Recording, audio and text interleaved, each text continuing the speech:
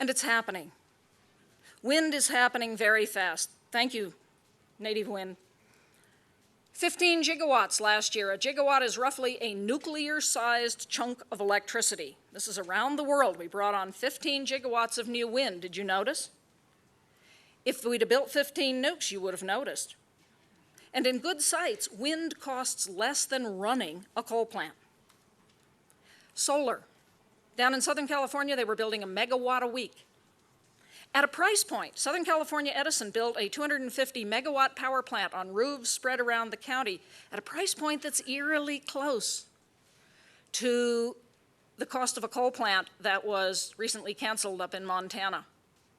No more coal. We don't need it, we can't afford it.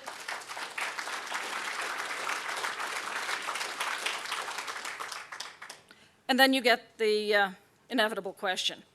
As a matter of fact, yes, there is a business case that is now so robust that if you are ignoring it, you're doing it at your peril. We call it the integrated bottom line. You may have heard the phrase, the triple bottom line. Great idea when John Elkington introduced it. It turns out, I think, to be a dead-end concept because you are asked as a business person to bolt people and planet onto your profit, and they become cost centers. Not very attractive. Let's look at it the way Milton Friedman would. Chicago School Economics. Corporate social responsibility is to deliver value to owners. What constitutes value to owners? What makes up shareholder value? Obviously, financial performance. So think about DuPont. Squeeze out waste, profitability. Driving innovation and building top-line revenue. Think about ST. Their BHAG drove their innovation. The reduction of risk. The first lawsuits have now issued against companies for greenwashing and for their carbon footprint. This is an unbooked liability. If you are not truly implementing sustainability in your business, you're at risk. You're at risk from the insurance companies, ability to get and keep the best people. Young people want to work for truly green companies. Once you have those people, enhance their labor productivity, 6 to 16%. Market share. ST went from number 12 to number 6. That's a pretty good market share jump. Supply chain management. Here's again why Walmart's going green. 60 to 90,000 suppliers. They're working with their supply chain now to help them green their operations as a way of cutting costs for everybody. Why? Because they're reducing the cost of distrust. Walmart got run out of Germany. Nobody passed a law. People just stopped shopping there.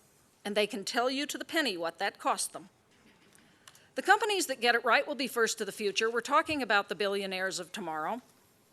Bob Willard, in the book, The Next Sustainability Wave, put real numbers to it. These are 7 out of, we counted about 13 aspects of an integrated bottom line. He shows a bump in profitability of 38% from implementing this concept of the integrated bottom line. The companies on the Dow Jones Sustainability Index are outperforming the general market.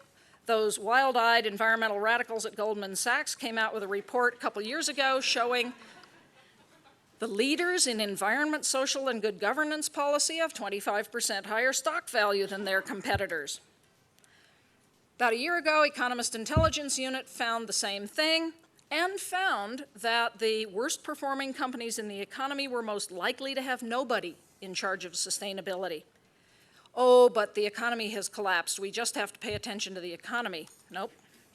A.T. Kearney last fall, after the collapse, found that the companies with a true north heading to sustainability in 16 of 18 industries outperformed industry peers, were well protected from value erosion, and the difference in market capitalization between the sustainability companies and their unsustainable peers averaged $650 million.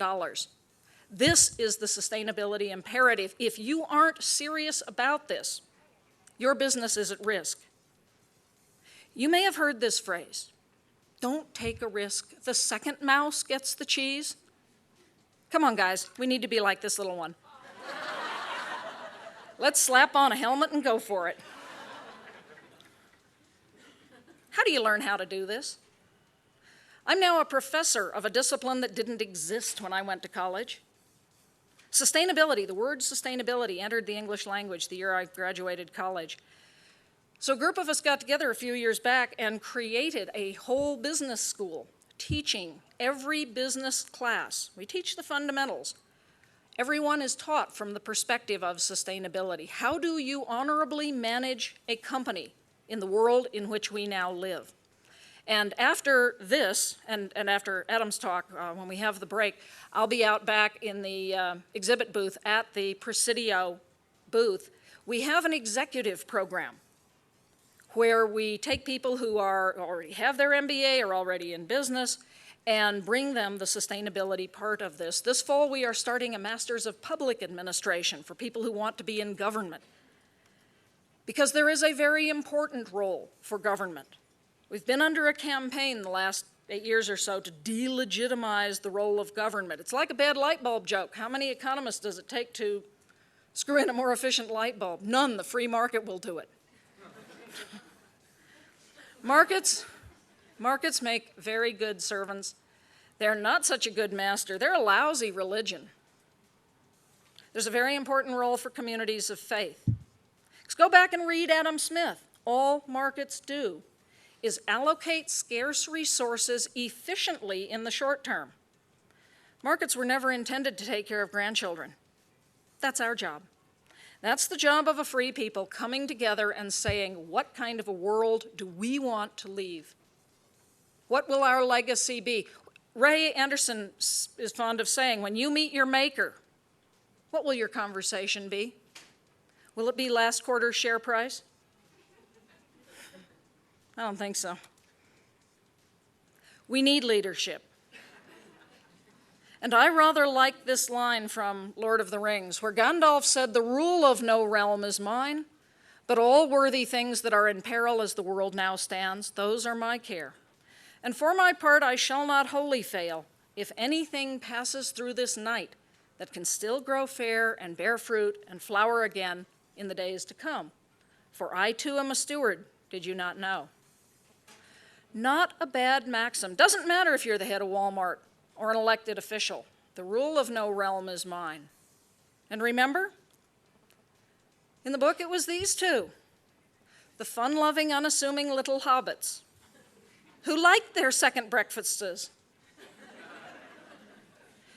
who took on their shoulders this awesome task. And they were scared and they didn't know where they were going. But in the end, all the kings and warriors and wizards could just stand by as the little people saved the world. I think real leadership is extraordinary courage by ordinary people.